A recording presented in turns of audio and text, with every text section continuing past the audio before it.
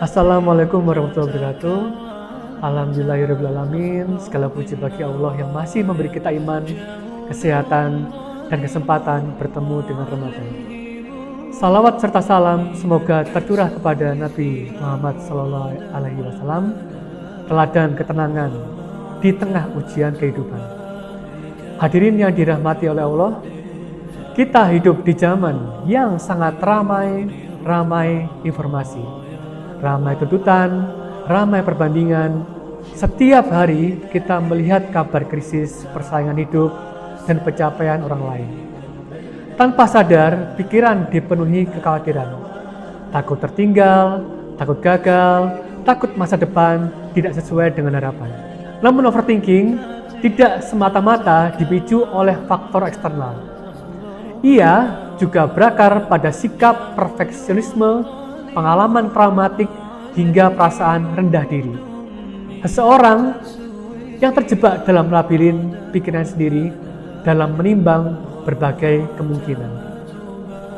Pada tahun 2025, riset Health Collaborative Center (HCC) mengungkapkan bahwa sebanyak 50% atau 1 dari 2 orang di Indonesia mengalami overthinking.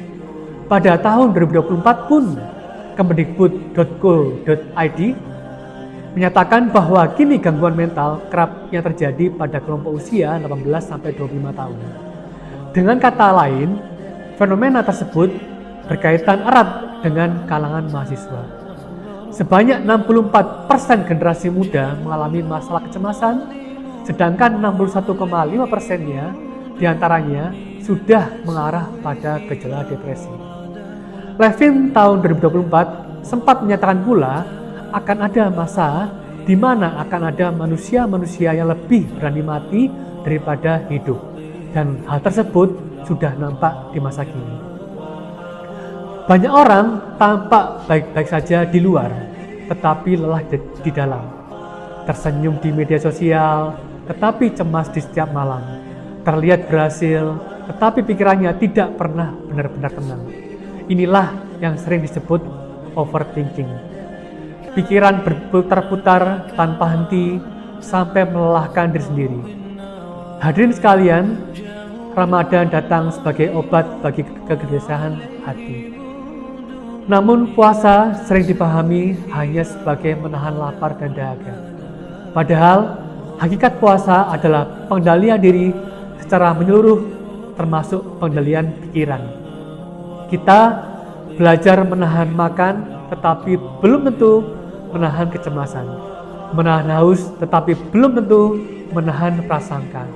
Menahan amarah, tetapi belum tentu menahan pikiran negatif.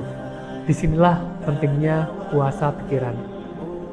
Puasa pikiran bukan berarti kita berhenti untuk berpikir, tetapi melatih agar pikiran tidak menguasai diri, agar kita mampu memberi jarak antara diri dan kegelisahan, agar tetap jernih dalam melihat hidup.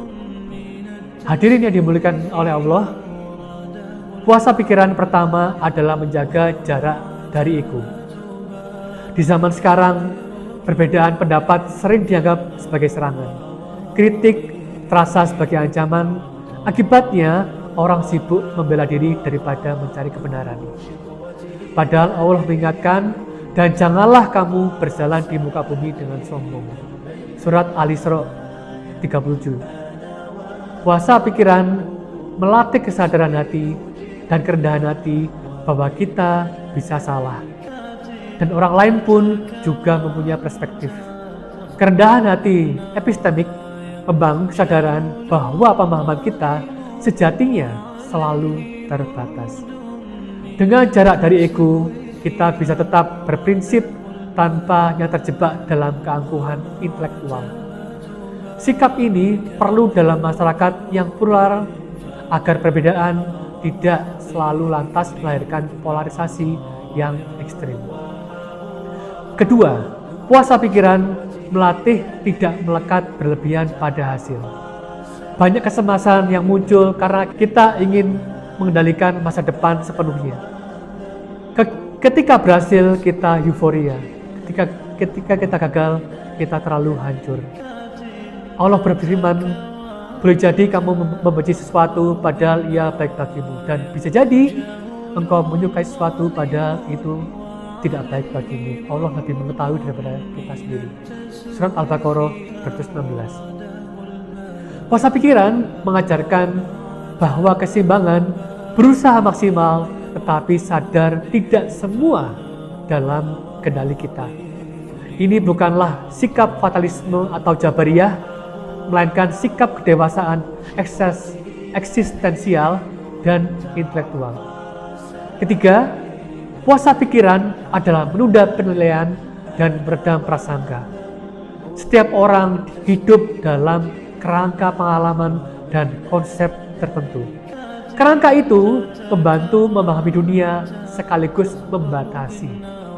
Seringkali kita sangat cepat memberi label pada orang maupun keadaan hanya berdasarkan asumsi. Allah menegaskan, wahai orang-orang yang beriman, jauhilah banyak prasangka. Surat Al-Hujurat 12. Puasa pikiran melatih melihat kenyataan sebelum menilai, sehingga tumbuh empati dan tidak mudah merendahkan orang lain. Ari Ginanjar 2005 menyebut puasa sebagai pelatihan ilahi untuk mengendalikan emosi dan pikiran negatif. Dalam konteks modern, gagasan ini menemukan relevansi psikologisnya. Puasa menjadi madrasah pengendalian respon. Ia melatih manusia agar tidak bereaksi secara impulsif terhadap provokasi, tidak membiarkan kecemasan mengambil alih kesadaran. Keempat, puasa pikiran menyeimbangkan antara berpikir dan bertindak. Overthinking muncul ketika pikiran bekerja tanpa henti, seolah semua masa depan bisa kita pastikan lewat sebuah analisis. Padahal hidup mengandung ketidakpastian. Allah mengajarkan tawakal. Apabila engkau telah bertekad, maka bertawakallah kepada Allah. Surat Al-Imran 159. Artinya, berpikir dan merencanakan itu perlu, tetapi setelah itu bertindak dan berserah dirilah. Tidak tenggelam dalam kecemasan tanpa akhir. Hadirin yang dirahmati oleh Allah, Rasulullah SAW juga mengingatkan pentingnya hati dan pikiran yang sangat terjaga. Dalam jasad ada segumpal daging, jika ia baik maka baiklah seluruh jasad, itulah hati. Hadis Rasulullah Bukhari dan Muslim. Dan beliau bersabda, di antara kebaikan Islam seseorang adalah meninggalkan hal yang tidak bermanfaat bagi dirinya. Hadis Rasulullah Tirmizi. Ini sangat relevan di zaman sekarang. Banyak pikiran kita habis untuk hal yang tidak perlu. Perbandingan, komentar orang lain, ketakutan yang belum tentu jadi. Puasa pikiran melatih kita meninggalkan beban mental yang tidak bermanfaat. Hadirin sekalian, di era digital, pikiran kita terus dibanjiri oleh informasi.